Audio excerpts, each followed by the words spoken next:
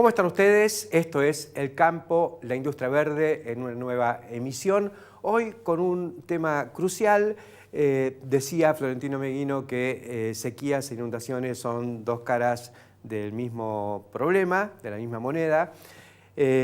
Hace unos meses hablábamos de inundaciones y la necesidad de obras de infraestructura para controlarlas, para manejar el agua. Y hoy estamos atravesando por una de las sequías más importantes que podamos recordar. Por eso, en nuestro programa de hoy vamos a arrancar conversando con el subsecretario de Recursos Hídricos, Pablo Bereziartúa, quien desde hace un par de años se puso al hombro un poco esta cuestión de las obras para empezar a manejar el agua.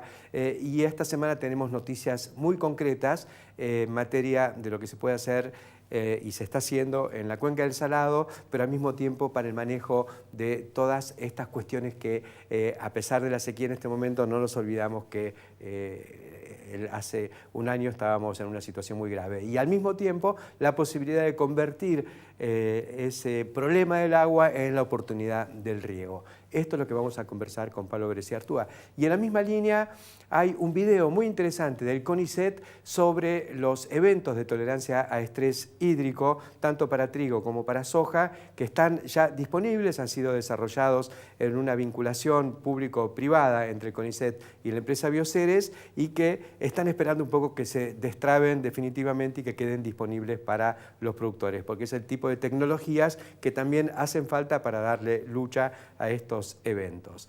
Vamos a conversar luego con nuestro analista de granos, Hernán Fernández. Rulo va a comentarnos su visión respecto a este conflicto comercial entre Estados Unidos y China con eje en la soja, que es un tema que también queremos tratar con nuestro columnista en temas internacionales vinculados con la agricultura, Jorge Castro. Estos entonces son los temas que vamos a compartir con todos ustedes en esta edición de El Campo, la Industria Verde.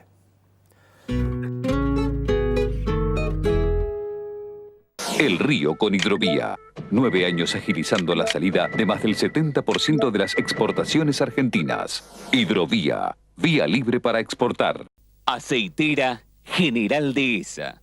Acopiamos confianza. BASF, We Create Chemistry. Desde hace más de 70 años creamos simplicidad en agricultura. Adamá, Simply Grow Together.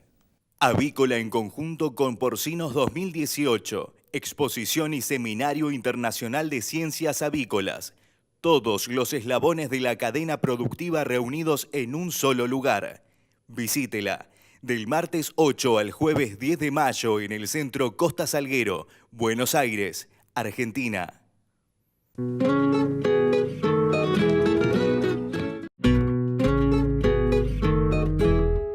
Vamos a dedicarle el arranque de esta edición de El Campo, la Industria Verde, a la cuestión del agua, que está faltando, la sequía, pero no nos tenemos que olvidar que hace 6 meses hablábamos de la inundación, del exceso, las dos caras de la misma moneda, según Florentino Meguino. Y quien tiene una visión de que son dos caras de la misma moneda es el subsecretario de Recursos Hídricos de la Nación, Pablo Bereziartúa, con quien vamos a conversar sobre una noticia muy fuerte de esta semana que fue la apertura de una licitación muy importante en la Cuenca del Salado, que muchas veces pensamos es como la madre del borrigo cuando se habla de inundación. ¿Qué tal, Pablo? Muy bien, Héctor. Muchas gracias por esta posibilidad. Efectivamente, creo que en este siglo y hacia adelante tenemos que entender, diría yo, que una parte de las posibilidades de desarrollo global del mundo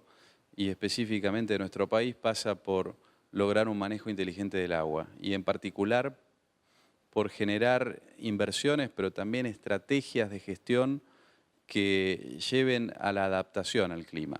Lo que estamos viviendo hoy y lo que hemos vivido en estos últimos 2 años ponen de manifiesto que es cada vez más significativa la variabilidad y los extremos climáticos.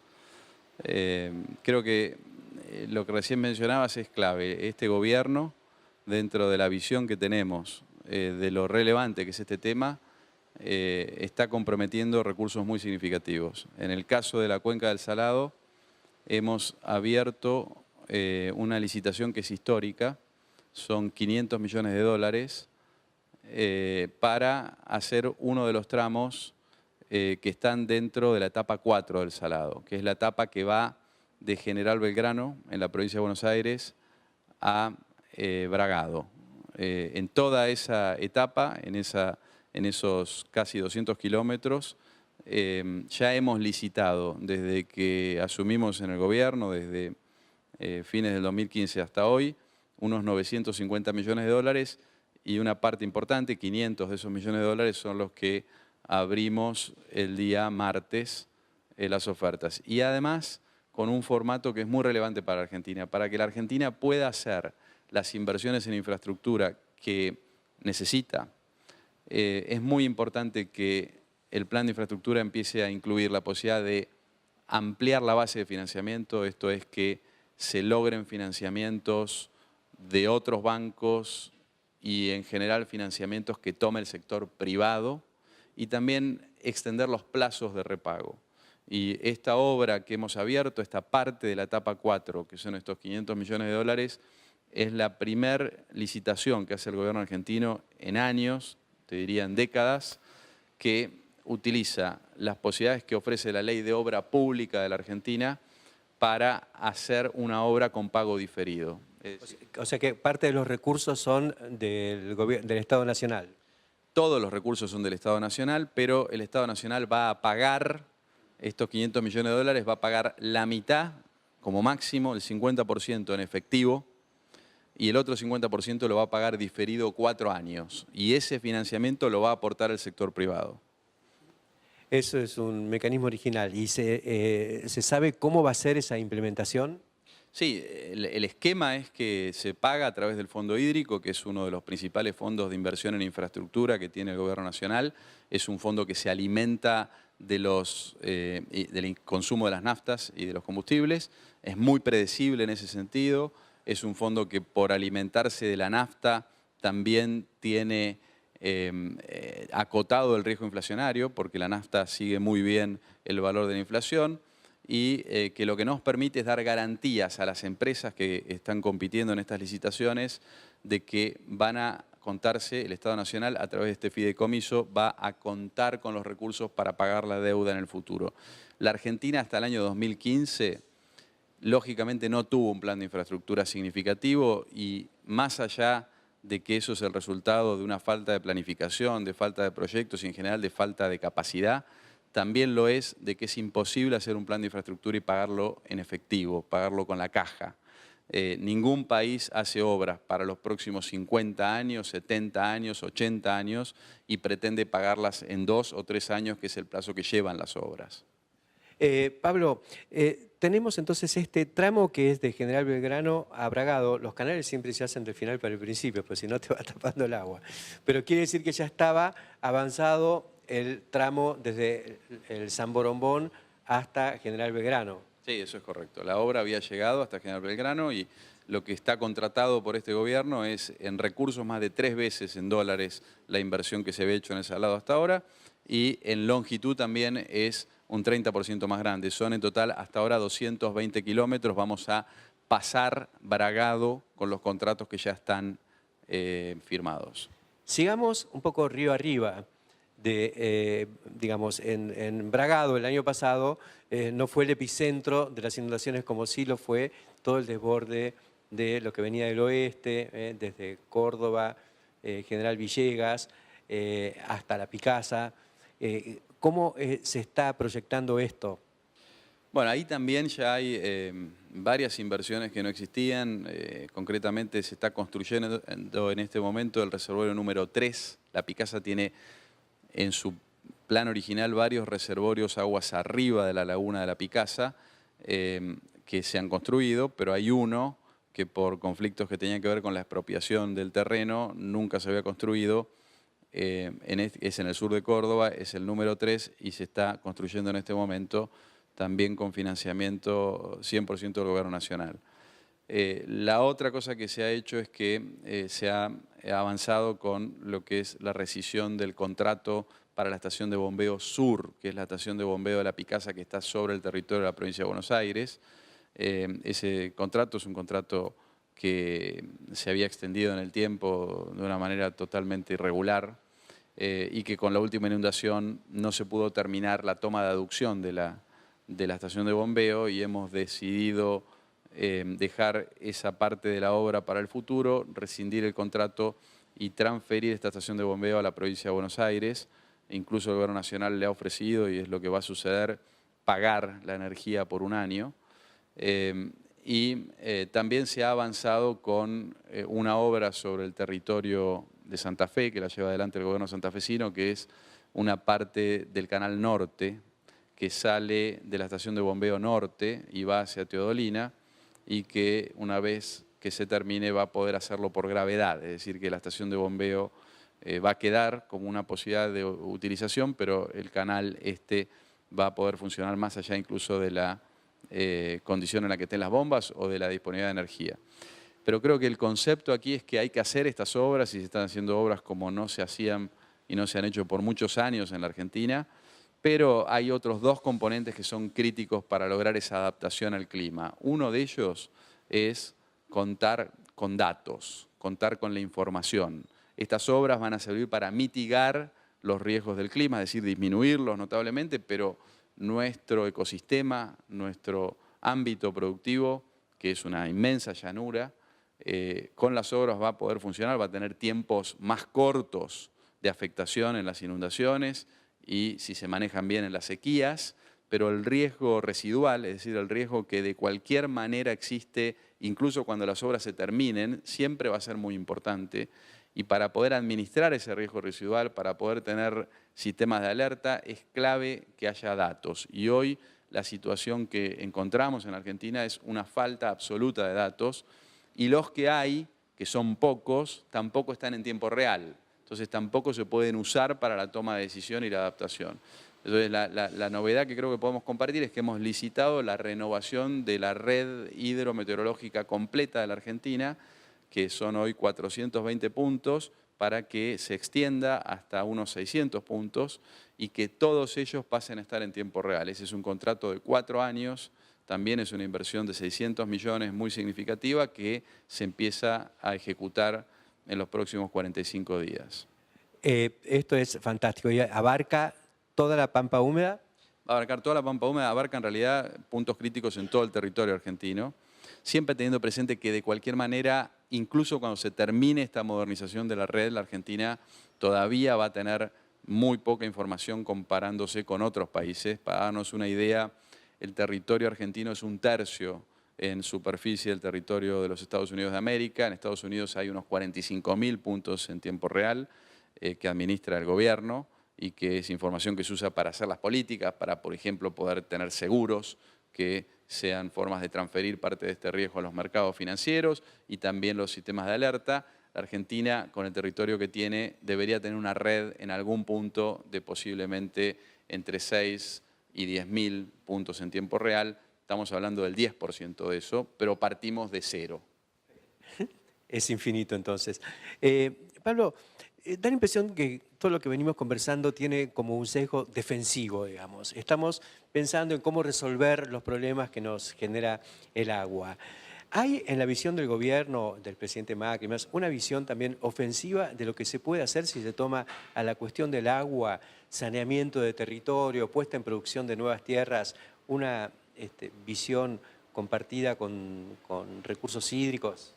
Sí, creo que sí. Creo que la visión global que hay en el gobierno, la misma que tiene el presidente Macri, es que la Argentina ya en estos 2 años ha iniciado obras que vienen a saldar una deuda histórica.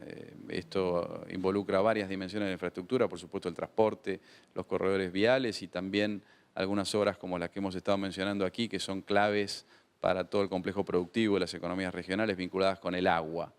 Pero hacia adelante lo que viene es mucho más interesante incluso.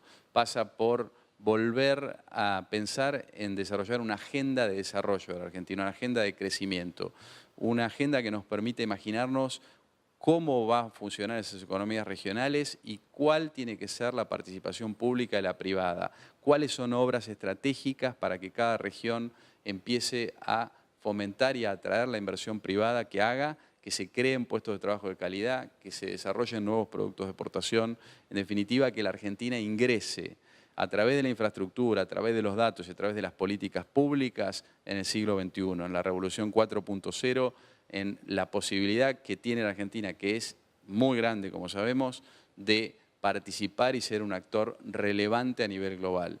Yo creo que es importante tomar conciencia que en este periodo de tiempo la Argentina ha puesto en marcha una cantidad de esfuerzos que están alineados con saldar el atraso que tiene el país. Pero lo que viene es volver a poner el país en el futuro. La Argentina es el primer país de América Latina que preside el G20 en este año 2018. Eso significa que las 20 economías más grandes del mundo van a pasar y están pasando por la Argentina. Van a venir también sus 20 líderes al país y ha elegido 3 temas en esa agenda del G20 que son absolutamente funcionales a esta conversación y a la agenda inteligente del agua.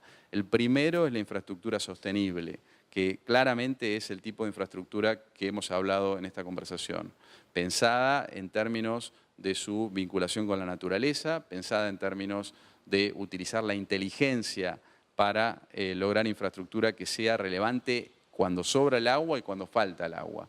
La segunda dimensión es el futuro alimentario del planeta. Allí la Argentina tiene un destino de ser un jugador clave en este siglo y es muy importante que lidere esa agenda a nivel global como lo está haciendo en esta convocatoria G20. Y el tercero es común a todos los sectores de la economía y es el futuro del trabajo. Así que yo creo que lo que viene es todavía mucho más convocante y atractivo que lo que ya se ha puesto en marcha. Muchísimas gracias, Pablo Bereciartúa. Te vamos a convocar para profundizar un poquito más en lo que viene, así que prepárense porque prontito más Pablo Bereciartúa, la cuestión del agua como palanca del desarrollo nacional. Enseguida continuamos.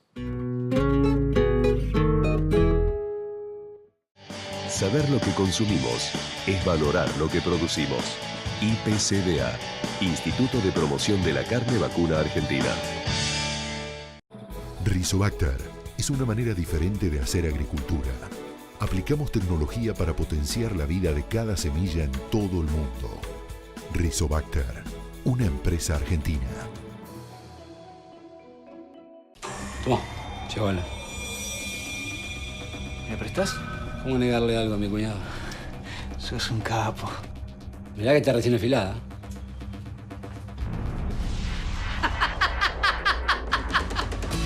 Vos sabés la diferencia que hay entre una Stihl y las demás. La mejor calidad y tecnología para el uso que quieras darle. Stihl, hoy más que nunca a tu alcance. Summit Agro presenta la tecnología Axiv, una nueva dimensión en control de malezas en sus 2 productos, Fierce y Yamato.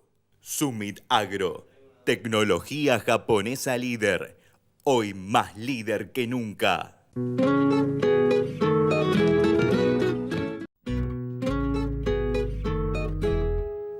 En esta cuestión de la sequía que marcó esta campaña, con una impronta realmente muy fuerte, se plantearon montones de alternativas. Se planteó la necesidad de contar con un sistema de protección, de cobertura de este tipo de riesgos, un nuevo sistema para emergencias. Todo eso está sobre el tapete. Pero hay muchas herramientas, más allá de las obras de infraestructura que estábamos reclamando cuando el problema eran las inundaciones, está también la posibilidad y la alternativa de tecnologías blandas, entre comillas, que finalmente se convierten en duras, en cosas concretas, como por ejemplo la tolerancia a la sequía en nuevos cultivares. En el caso de la Argentina, tenemos disponibles ya los genes de tolerancia a sequía y a estrés en general, tanto para trigo como para soja. Hay un video que presentó el CONICET recientemente, donde muestra cómo la alternativa de hacer cosas en conjunto entre el sector público y el sector privado han derivado en estas innovaciones que hubiera sido fantástico tenerlas disponibles para esta campaña. Esto está, falta solamente que alguien en el Ministerio de Agroindustria lo saque de un cajón y le ponga la firma, cosa que no ha sucedido, no se entiende todavía muy bien por qué. Veamos entonces el video del CONICET, donde muestra cómo se ha obtenido esta innovación que es para la Argentina de clase mundial. El crecimiento de la población mundial sigue en alza y el crecimiento del aumento de los cultivos más importantes, que son soja, maíz, trigo y arroz, está muy tenue con respecto a lo que va creciendo la población mundial. Entonces hay que desarrollar tecnologías para que no lleguemos a un momento en que haya guerras por la comida. El proceso de investigación de HHV4, que hoy se ha convertido en la tecnología soja y trigo H4, empezó hace muchos años cuando nuestro grupo de investigación se empezó a crear y nos pusimos como objetivo estudiar cómo las plantas se adaptan al medio ambiente. ¿Qué genes estaban involucrados en despertar en la planta una respuesta ante distintos factores que las estresan? Que puede ser la sequía, por ejemplo, que es el más común, pero puede ser la salida en el suelo, puede ser el viento, puede ser la extrema temperatura tanto alta como baja. Son todos factores que generan estrés en las plantas y que no tienen un origen biológico. Lo que se hizo en conjunto con la empresa Bioceres fue aislar ese gen y ponerlo en una planta que no lo tenía. Y vimos que las plantas que recibieron el transgen eran muy tolerantes a sequía. O sea, le vimos ese comportamiento diferencial con respecto a las plantas que no habían recibido el gen. La tecnología H4 le confiere a las plantas que la tienen una tolerancia de más periodo de tiempo en momentos de sequía. Lo que hace esta tecnología en las plantas es permitirles tolerar un lapso de tiempo mucho mayor y una ingesta de agua menor a lo largo de todo su ciclo de vida, con una pérdida de rendimiento menor. Entendiendo un poco mejor el mecanismo, se pueden desarrollar otras herramientas a partir de HHV4, tal vez identificar nuevos genes que otorguen las mismas propiedades o aún otras propiedades relevantes y más importantes, y aplicar ese conocimiento al mejoramiento de los mismos cultivos o de otros. Yo creo que bueno, el objetivo de Máxima sería que realmente alcanzara el beneficio a una gran cantidad de la población, ¿no? Que esto permitiera en definitiva ingreso de recursos para el país y para los habitantes del país. Yo creo que nuestro laboratorio y nuestro instituto en particular también es un lugar muy bueno para una persona que quiere comenzar en la investigación, porque hay muchas personas muy formadas, con muy buena predisposición para transmitir todos sus conocimientos. Es un lugar sólido en cuanto a investigación básica, que eso es muy importante. Y realmente, como se trabaja tan bien en nuestro instituto, tenemos muchos recursos para poder hacer un montón de técnicas que tal vez en otros lugares no están disponibles. Formar parte del grupo de Raquel Chan, la verdad que me siento muy orgullosa de ello. Sobre todo de formar parte de esta tecnología y que podemos llegar hasta trabajar con cultivos y que puede llegar a salir a mercado y que podemos ver plantaciones de soja después en los campos de la Argentina. La verdad que siento muchísimo orgullo de formar parte de eso. O sea, sería la primera vez que Argentina libera al mercado, si esto se logra, un producto transgénico desarrollado íntegramente en Argentina. Yo creo que es un hito. Somos un país capaz de hacer ciencia y capaz de hacer desarrollo tecnológico. Y somos un país capaz de generar asociaciones público-privadas exitosas. Tarjeta Galicia Rural es tu crédito en el bolsillo, porque podés financiar insumos, bienes, servicios y todo lo que tu campo necesita con vencimientos según tu ciclo productivo. Hacete Galicia desde bancogalicia.com/rural. Banco Galicia, siempre junto al campo. La agricultura moderna tiene una poderosa historia para contar sobre cómo está evolucionando con la ciencia de los datos para usar menos recursos. Conoce más en agmoderna.com.ar. Evolucionar para conservar. Gane con Acron Gran Max. Más gestión, mejores resultados. La evolución del sistema Router. Obtenga terneras eficientes de 115-120 kilogramos en 105 días. Consulte a su distribuidor o cooperativa por financiación especial. www.router.com.ar.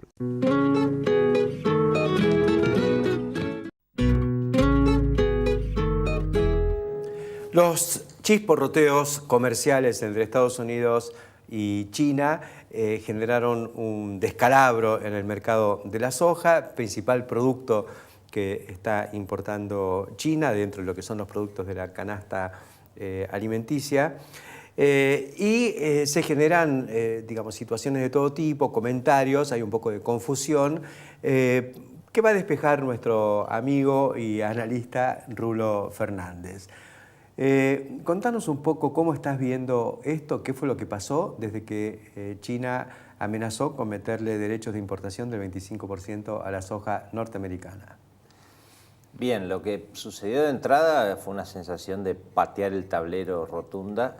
Yo le llamo fenómenos disruptivos en el mercado, porque aunque parezca mentira, estamos en el 2021, en 2018, en el siglo XXI, quiero decir. Sí. Y sigue habiendo productos como la soja donde claramente hay muy pocos jugadores en el mercado. Estoy hablando del poroto de soja y no de la harina. Para hacerlo simple, tenemos un gran importador del mundo que este año importaría 97 millones de toneladas. Para que se den una idea de la escala, Argentina este año, luego de la sequía, va a producir 38. O sea, estos señores casi importan 3 producciones argentinas de este año. Bien, ¿a quién le compran? A un señor llamado Brasil y a un señor llamado Estados Unidos. Básicamente, entre ellos dos va el 90% de las importaciones de grano de soja de China.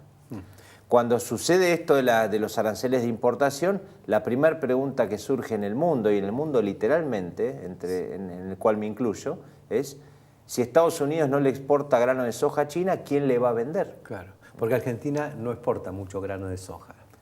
Exactamente, y a eso iba. A veces fuera de nuestro medio, o incluso en nuestro medio, se piensa, Argentina, soja, China. Bien, la realidad es que, números redondos, entre el 80 y el 85% de la soja que producimos, la molemos en ese fenomenalmente eficiente centro de molienda llamado Rosario, y somos un exportador minoritario frente a lo que es Brasil y Estados Unidos de grano. Sí. Pero tenemos cerca del 50% del comercio mundial de harina y de aceite. Ahora bien, en esta patada de tablero de la estructura comercial mundial de grano de soja, claro, si Estados Unidos no le vende, que seguro le va a vender, pero muy probablemente menos de lo que le vendería sin el arancel, ¿quién lo va a suplantar en esa posición, en esa función? Casi que el único jugador posible es Argentina y alguito Paraguay. El único que puede tener soja remanente, entre comillas. Por lo menos soja producida. Que le robaría a la industria. Exactamente, claro. Soja producida.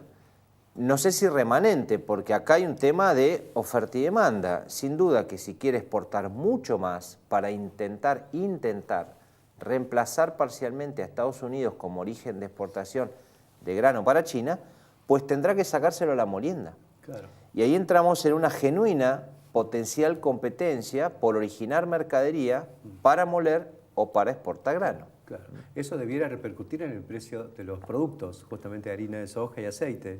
Sin duda, y si hacemos memoria un mes y medio para atrás, no mucho, la noticia en el mundo de que Argentina tenía una fenomenal sequía histórica y la reducción de oferta de soja a los ojos del mundo de Argentina, generó una disparada en el precio de la harina, que se disparó, subió mucho el precio en relación al grano de soja. Claro. Entonces, para quienes muelen, se les incrementó lo que muchos llaman el margen de molienda. ¿Por qué? Porque el producto llamado harina se encareció más que el insumo llamado grano de soja. Y eso es consecuencia de que el mundo sabe que Argentina exporta harina de aceite. Si va a tener menos producción, de poroto, bueno, enseguida viene el temor. Al poroto lo podían, antes de esta cuestión de China, comprar en los otros orígenes, pero la harina no. Totalmente, y para cerrar con el concepto, en aquel momento se disparó el precio de la harina en relación al precio del poroto, y ahora con esta nueva noticia, esto de la semana anterior, de que China impondría arancel, claro, el mundo empezó a buscar orígenes posibles alternativos y nuevamente subieron lo que llamamos las primas FOB. En castellano, ¿qué es la prima FOB? Sí. Cuando un exportador negocia con un chino la exportación de un barco de grano de soja, no se negocia por lo que vale en Argentina, sino por lo que vale la posición Chicago-Julio más X dólares. Claro. Bien, ese X dólares, que es la prima, es el premio sobre Chicago-Julio, durante los últimos 20 días prácticamente se duplicó. Y eso uno debe leerlo como mayor demanda para exportación de grano. Ajá. Eso es, digamos, el flash en este momento, digamos. Se redujo esa brecha que siempre hubo entre el precio de Chicago y el precio en los puertos argentinos. Sí, en realidad, perdón Héctor, lo que sucedió fue se duplicó, es decir, se incrementó la prima FOB, o sea, se incrementó esa brecha, más allá del detalle numérico, quiero ser claro, eso nos muestra una clara situación de incremento de demanda para exportación de grano desde Argentina. Que veremos cuánto termina siendo. En todo caso, y el resumen conceptual que quiero dejar hoy planteado es, tenemos por de pronto una oferta reducida desde Argentina. Hace 6 meses la Bolsa de Cereales de Buenos Aires presupuestaba 54 millones de toneladas de producción de soja y hoy estamos viendo si vamos a obtener 38. Estamos hablando de 16 millones de toneladas menos de producción. Y por si eso fuera poco, ya ante una oferta reducida, tenemos una posible demanda para exportación de grano fenomenalmente grande. Porque lo que significa este 25% de derechos de importación de China a la soja de Estados Unidos está poniendo en juego 35 o 40 millones de toneladas de soja, que es lo que normalmente compra China en Estados Unidos. Absolutamente. La deja fuera de competencia. Absolutamente. Y lo particularmente complicado de esta situación, en términos comerciales digo, es que no hay muchos orígenes en el mundo que le puedan proveer, que puedan sustituir a Estados Unidos como gran exportador de grano a China. No los hay. Es casi, digamos, se puede hacer un paralelismo con la cuestión del petróleo. En petróleo, sin embargo, hay más orígenes, porque hay, además de los países de la OPEP, ¿no? Pero está Nigeria, que es proveedor, Rusia, ¿no? Con sus enormes yacimientos de petróleo y gas, digamos, hay fuentes alternativas de petróleo. En cambio, en el corto plazo no pareciera haber fuentes alternativas de soja. A mediano plazo no sabemos, porque yo creo que esto va a estimular, por ejemplo, el desarrollo de la soja en Ucrania, que por algo han crecido en maíz, han crecido en trigo y tienen, si hay soja en Dakota del Norte hoy, bien podría haber soja en la latitud de Ucrania. Sin dudas. Y agrego algo más, o lo que sería, si se quiere, redoblar la apuesta conceptualmente. También debería ser un factor que empuje a China y a los grandes consumidores de proteína a buscar alternativas proteicas. Ya sé que no es tan fácil conseguirlas, pero sin duda, por un lado tenemos poquísimos oferentes en el mundo de soja y de la fuente proteica madre, que es harina de soja, y por otro lado, buscando alternativas de dónde poder originar en el corto plazo eso que falta. Todo eso hace un cóctel. Yo sé que los productores siempre buscan agarrarse de cualquier noticia alcista posible, siendo objetivo, esto es mucha demanda y una oferta que se restringe. En principio, esto es alcista. Ahora, lo que vale hoy ya no es un montón, sí, también hay que decirlo. Presupuestamos la campaña 17-18 con $250 la mayo 18. Esa mayo cerró o viene cerrando en el orden de 320. Son $70 por tonelada arriba. Está claro que va a haber menos kilos, está claro que va a haber menos kilos. Pero no siempre es buen consejero pedir que el precio me reemplace los kilos que no tengo. Sí, y además unas situaciones para el que cosechó y otras situaciones para el que no cosechó o apenas, o que está dudando en si meter la máquina o no por los rindes que puede sacar. Absolutamente. Tampoco es bueno pensar que el proteccionismo o estas guerras comerciales pueden generar algo interesante a largo plazo, porque si esto se complica y se frena la economía, toda la expansión del consumo y de la demanda también va a ser afectada, ¿no? Absolutamente, y obviamente uno es un granito de arena como para pedirle a Donald Trump que cambie el timón, o a veces con estas cosas de Twitter y esas cosas se pueden hacer. Yo le pido, ahí uno se anima, en Twitter se anima a cualquier cosa. Yo le dije estúpido el otro día, estúpido. Muy valiente. La realidad es que, y a la historia cercana me remito, estas cosas suelen ser perder para todos. Sí, porque termina en el mediano plazo, suele impactar también en los mercados financieros y eso genera ventas fuertes que repercuten en todos los activos, se encarece el endeudamiento, etcétera, etcétera. No, y además, por ejemplo, Estados Unidos estaba de manera casi insólita, porque Argentina tiene un mercado para cerdos chiquitito así, ¿no es cierto? Pero Estados Unidos quería entrar con cerdos. Ahora los chinos le trabaron también los cerdos, amenazan con trabar los cerdos. Va a haber un montón de carne de cerdo que queda disponible y Argentina va a estar sometida a la presión para que entre ese cerdo. Consecuencia de la restricción de los chinos porque Trump no quiere que entren autos chinos al mercado americano. Sin duda, sin duda. Hay, como dice usted, hay infinidad de efectos colaterales que creo que hoy ni siquiera los estamos viendo, pero que en algún momento aparecen. Vamos a seguir atentamente esta cuestión, esto es día a día, pero bueno, nos hemos conmocionado. Y una conclusión que yo me animaría a proponerte para debatir, ¿no? La soja en la Argentina siempre fue considerada como un producto de segunda, digamos, como desde el yuyito de Cristina Kirchner hasta, en general todos dicen, la levantan con pala, la soja, la sojización. Hoy lo que mostramos es que la soja era un producto estratégico, ¿no? Absolutamente. El eje de una controversia comercial entre Estados Unidos y China, nada menos. Totalmente. Es uno de esos extraños productos hoy en el mundo que hay pocos que los produzcan. Punto. Eso es definitivo. Sí, pero que más pasan a ser esenciales, ¿no? Por supuesto. Como el petróleo. Por supuesto. Y lo que implica como fuente de proteína para un país como China, que tiene cientos de millones de cerdos, de pollos y de animales a los cuales darles de comer para luego comida para el ser humano. Te están esperando con la boca abierta. Gracias, un placer, Hernán, por estos comentarios y enseguida continuamos.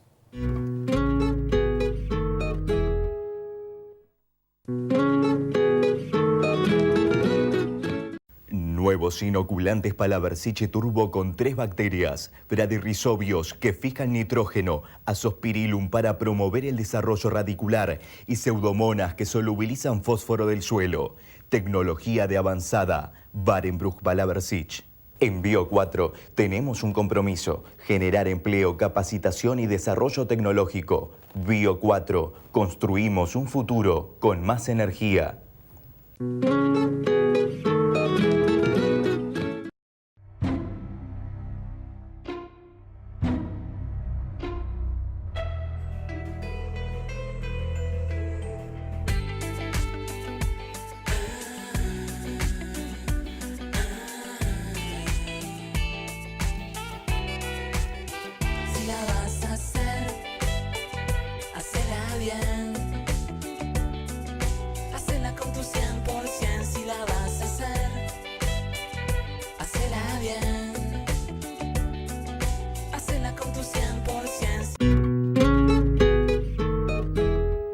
Continuamos en el campo, la industria verde, ahora como lo hacemos habitualmente con Jorge Castro. Y Jorge, el eje en estos días es la cuestión de este conflicto comercial entre Estados Unidos y China, con la soja como uno de los ejes de la controversia. Exactamente. Héctor, la cuestión se puede resumir en estos términos. El gobierno norteamericano le ha impuesto a China un arancel especial por 60.000 millones de dólares para sus exportaciones a los Estados Unidos. La respuesta de China ha sido absolutamente simétrica, con la aclaración de que las sanciones comerciales no están en ejecución Sí. No hay sanciones comerciales de Estados Unidos a China. Sí. Lo que hay es una amenaza de aplicación de sanciones comerciales. Y viceversa. Y viceversa. No hay tampoco represalias comerciales de China hacia los Estados Unidos. El representante comercial de los Estados Unidos, Robert Lighthizer, ha señalado explícitamente que las sanciones norteamericanas a China, en el mejor de los casos, van a ser comenzadas a ser ejecutadas recién en el mes de junio de este año. Sí. Mientras tanto, lo que está ocurriendo es un intenso proceso de negociación entre las dos superpotencias. Seguro. El eje del conflicto no es el superávit comercial que tiene China sobre Estados Unidos. El intercambio comercial entre China y Estados Unidos es de 660.000 millones de dólares el año pasado. Dentro de ese intercambio comercial, China-Estados Unidos, el mayor del mundo, China tiene un superávit comercial con respecto a Estados Unidos de 375.000 millones de dólares, también el mayor superávit comercial del mundo. Sí. Lo que el gobierno norteamericano ha planteado en forma explícita es que la cuestión para ellos, para el gobierno de Donald Trump, no se refiere al superávit comercial que tiene China contra Estados Unidos. El problema crítico, decisivo, se refiere a los elementos surgidos de la nueva revolución industrial, las industrias del futuro, que China tiene enumeradas como objeto de una de sus principales políticas industriales en el denominado Made in China, hecho en China 2025. Claro. Estas industrias son las referidas a la inteligencia artificial, a la robotización y a la Internet de las cosas. Lo que están disputando Estados Unidos y China se refiere al liderazgo en las tecnologías decisivas de la industria del futuro, de la nueva revolución industrial. La soja no tiene nada que ver con esto. La soja es solamente una amenaza que hace temblar a Estados Unidos en su base, a Trump, porque están muy inquietos los farmers, los estados críticos que le han aportado votos y legisladores decisivos. Exactamente, pero esta inquietud carece de realidad. Sí. Esto no es un monstruo, es un fantasma en la forma de una sombra. No hay ninguna posibilidad de que China imponga sanciones al ingreso de soja de los Estados Unidos a China, porque como ha quedado de relieve, lo acabas de señalar vos recién, para la República Popular China, la provisión de soja y harina de soja proveniente de solo 3 países en el mundo, que son Estados Unidos, Brasil y la Argentina, es absolutamente esencial como componente fundamental para la alimentación de su población animal. Sí. En el momento en que está realizando la más gigantesca transición dietaria de la historia. China necesita en forma ineludible la soja norteamericana, así como necesita en forma ineludible la soja brasileña, la soja argentina. Sí.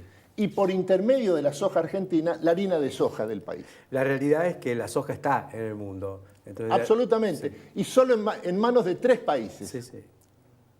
Entonces, el punto es este. Lo que está en discusión, lo que está en disputa entre las superpotencias, Estados Unidos y China, es el liderazgo en las tecnologías decisivas de la nueva revolución industrial. En definitiva, el liderazgo de la economía mundial en el siglo XXI.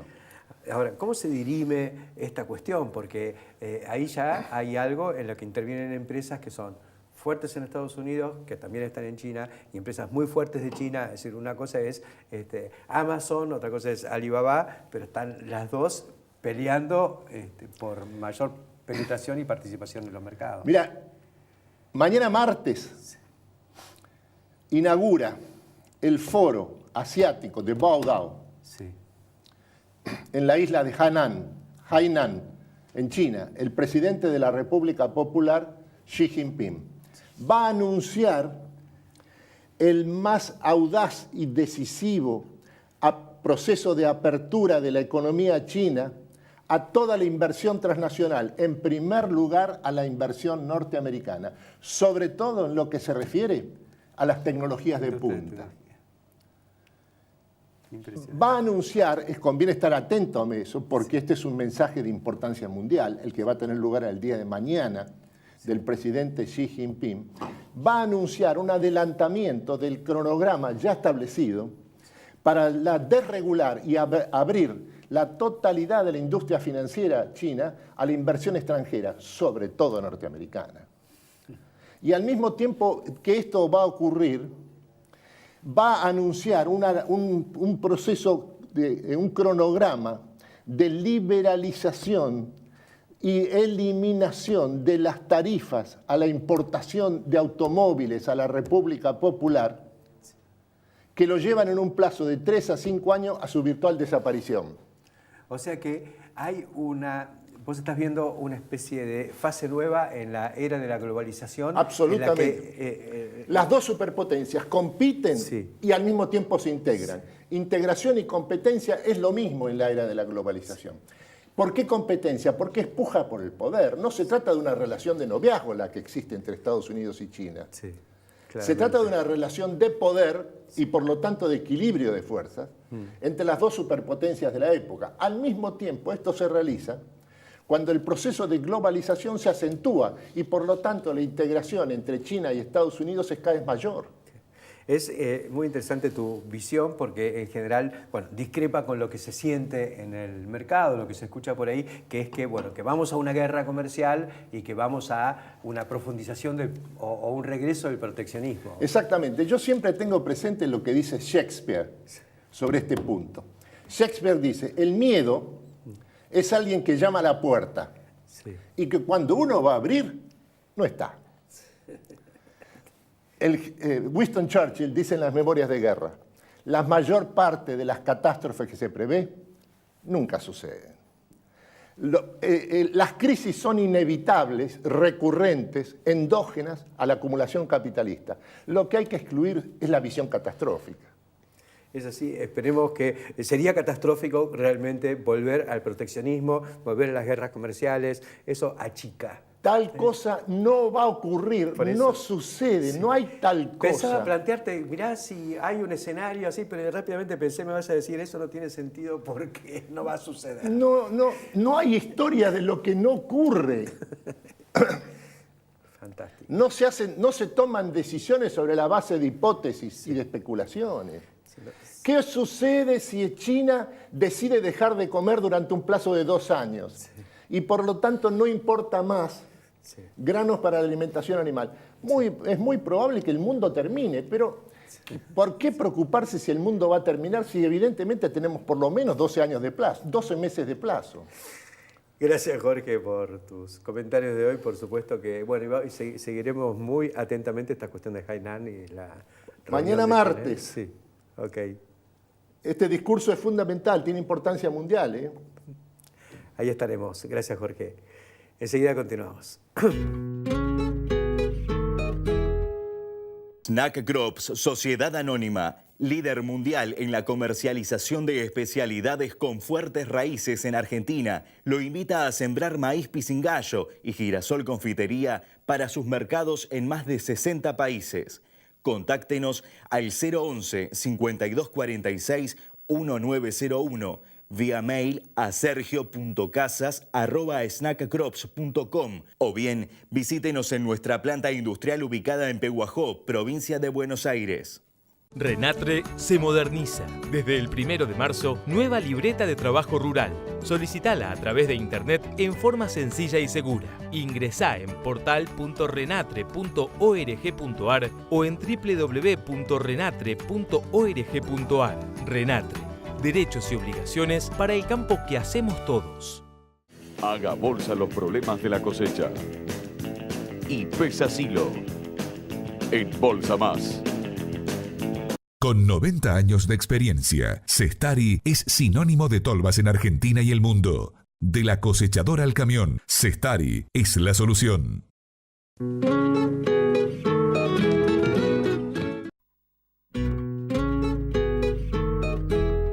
Quería, como corolario de esta edición de El Campo, la Industria Verde, ratificar, reafirmar algunos de los conceptos que discurrieron en nuestro programa de hoy y fundamentalmente lo que hablábamos con Víctor Acastelo, gerente de insumos y de industria de la Asociación de Cooperativas Argentinas. Nos parece crucial esto que viene sucediendo con la cuestión biocombustibles. Biocombustibles es un sector que le ha aportado a la Argentina en los últimos 10 años la única buena noticia en materia ambiental que se puede contabilizar de manera concreta. ¿Por qué? Y porque arrancamos con un corte obligatorio al 5%, que fue evolucionando hasta el 10%, al 12% en el caso del etanol, el 10% en el caso de biodiesel, y estos son millones de toneladas de dióxido de carbono que se dejan de emitir como sucedía o hubiera sucedido si no hacíamos este corte de nuestros combustibles con etanol y con biodiesel. Es una excelente noticia y que sin embargo no aparece todos los días en los diarios, no aparece en la opinión pública en general. Pocos saben que cuando cargan nafta están cargando un 12% de alcohol, cosa que es muy diferente, implica algo muy diferente en materia de matriz de emisiones respecto a lo que sucedía hace 10 años antes de que empezara a funcionar el corte de nuestros combustibles con estas nuevas alternativas.